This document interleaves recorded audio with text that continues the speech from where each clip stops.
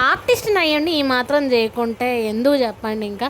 So, ఇన్ని రోజులు మనం కలర్స్‌తో చూసి, చూసి అదే అలవాటు పడిపోయి ఉన్నాము. సో, ఎందుకు అంటే తేవడం అయితే ఎకో ఫ్రెండ్లీ వినాయకుడిని తీసుకొచ్చాము. బట్ కలర్స్ ఏస్తే ఇంకా బావుంటదేమో అనిపించింది. పైగా నా దగ్గర కలర్స్ ఎప్పటికి ఉంటూనే ఉంటాయి.